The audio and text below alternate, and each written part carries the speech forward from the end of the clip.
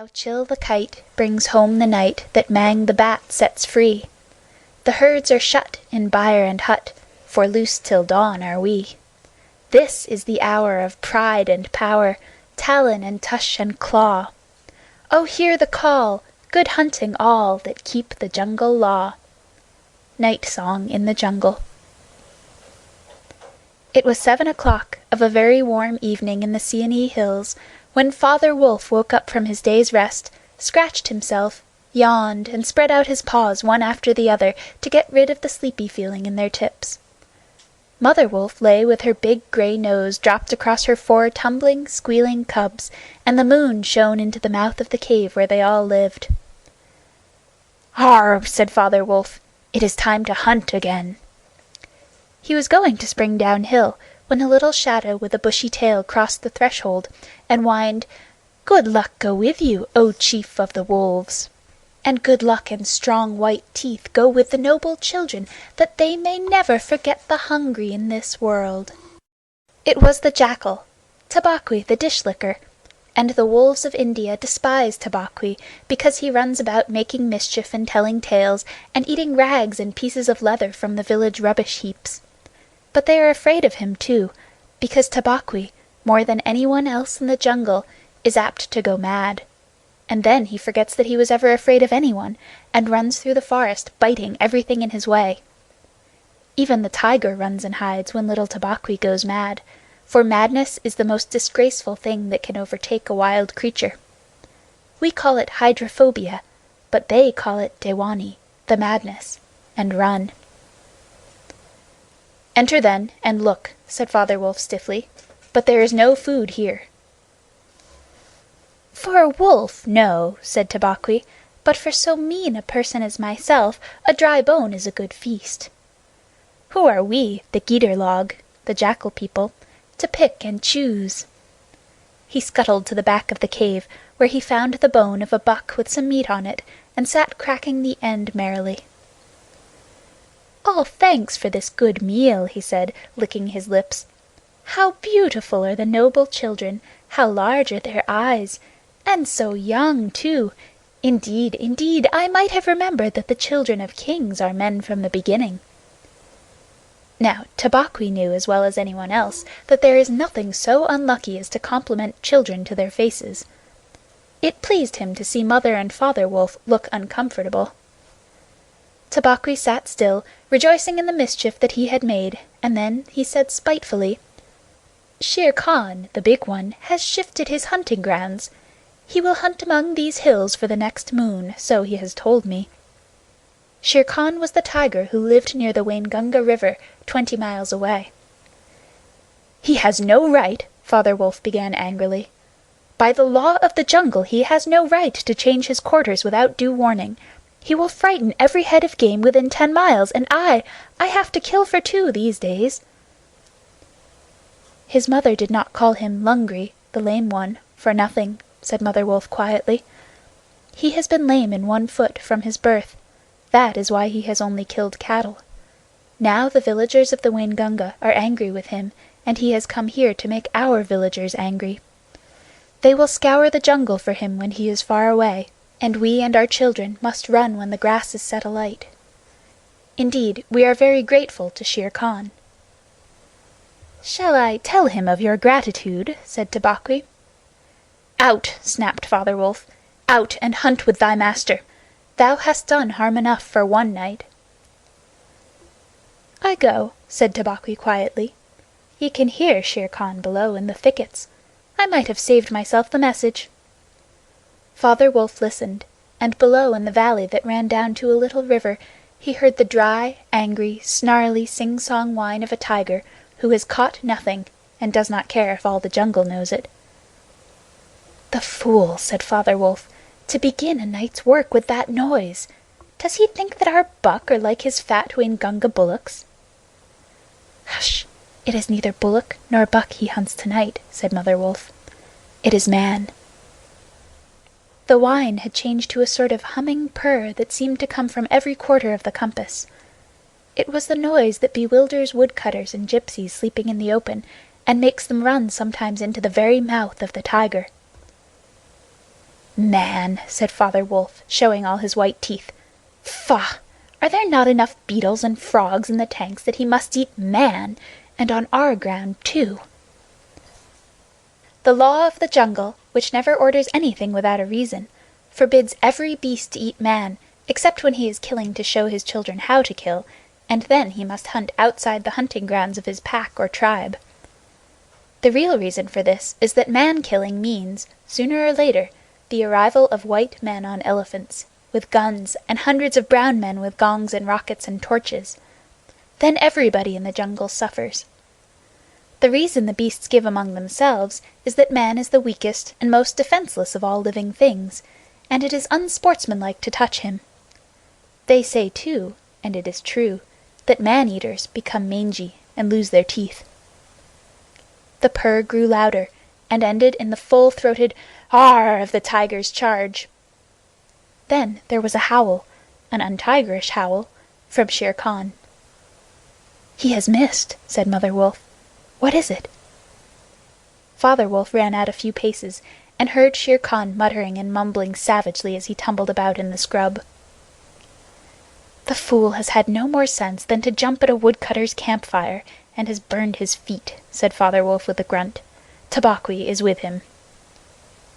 "Something is coming uphill," said Mother Wolf, twitching one ear. "Get ready." The bushes rustled a little in the thicket, and Father Wolf dropped with his haunches under him, ready for his leap. Then, if you had been watching, you would have seen the most wonderful thing in the world. The wolf checked in mid-spring. He made his bound before he saw what he was jumping at, and then he tried to stop himself.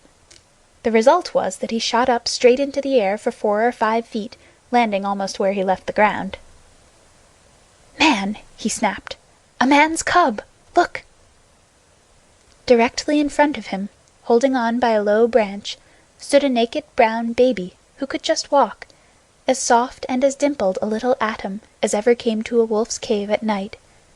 He looked up into Father Wolf's face and laughed. "Is that a man's cub?" said Mother Wolf. "I have never seen one. Bring it here."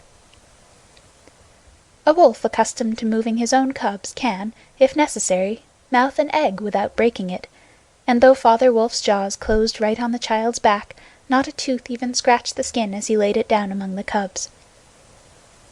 "How little! How naked and how bold!" said Mother Wolf softly. The baby was pushing his way between the cubs to get closer to the warm hide. "Ahai! He is taking his meal with the others. And so this is a man's cub. Now, was there ever a wolf that could boast of a man's cub among her children?"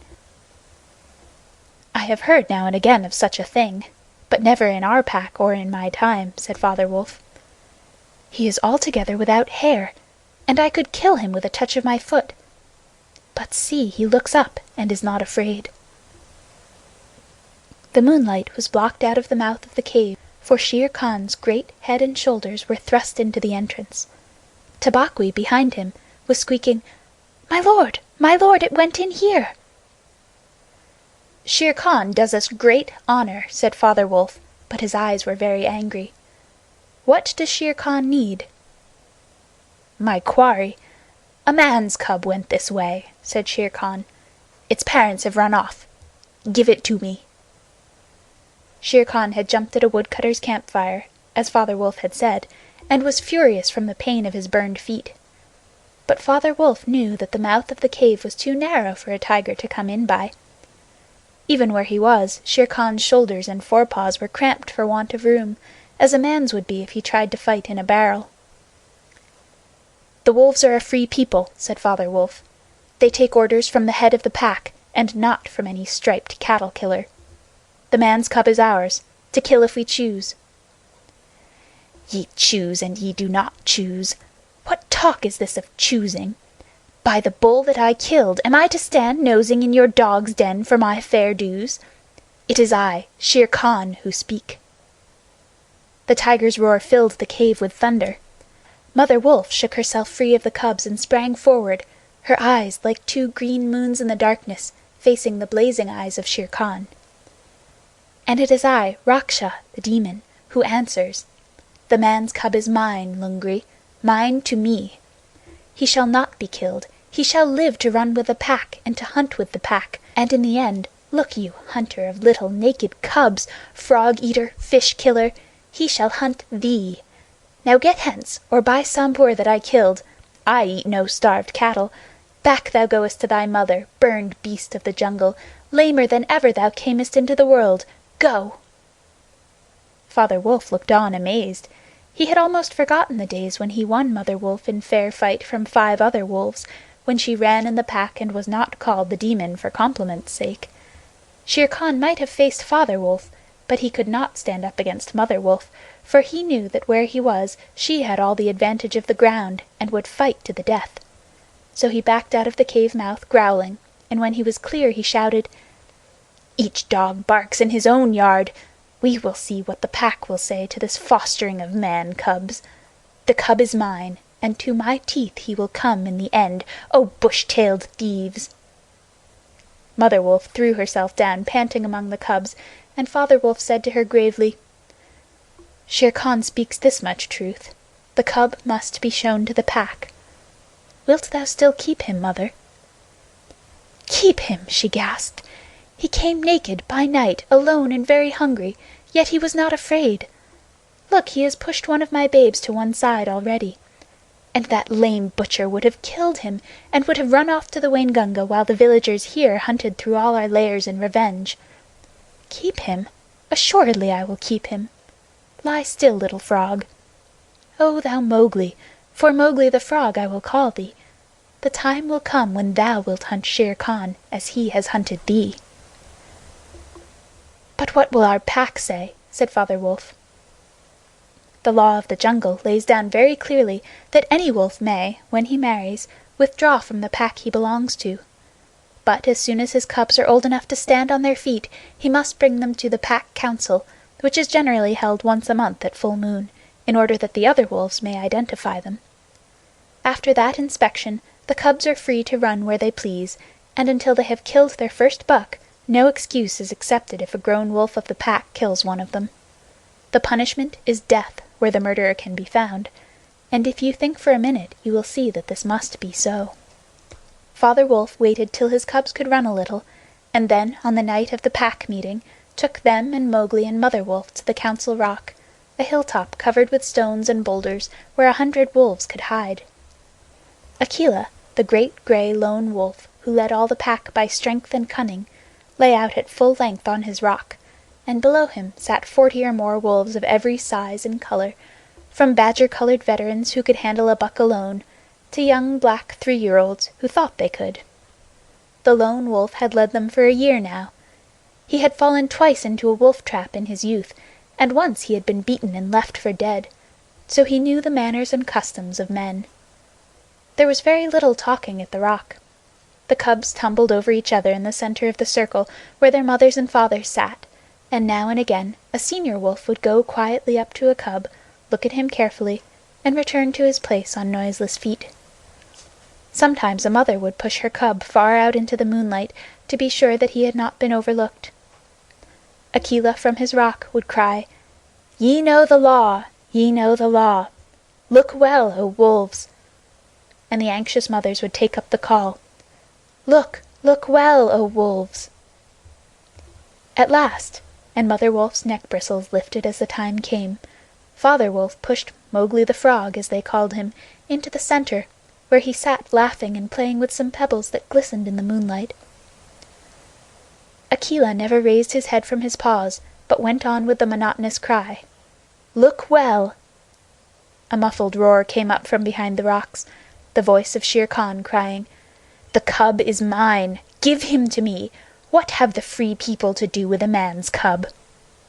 Akela never even twitched his ears. All he said was, "Look well, O wolves! What have the Free People to do with the orders of any save the Free People? Look well!"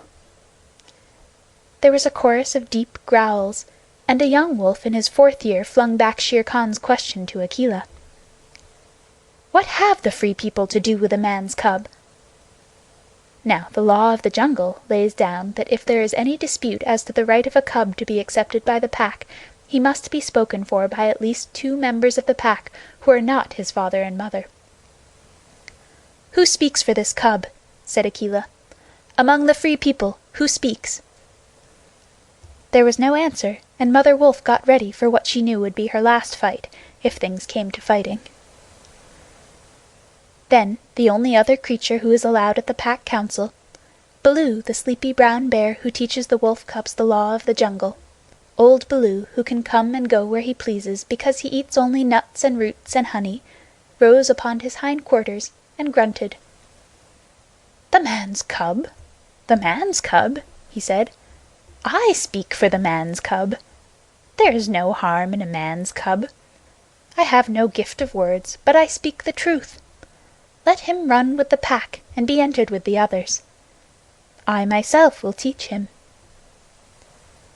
"We need yet another," said Akela. "Baloo has spoken, and he is our teacher for the young cubs. Who speaks besides Baloo?" A black shadow dropped down into the circle.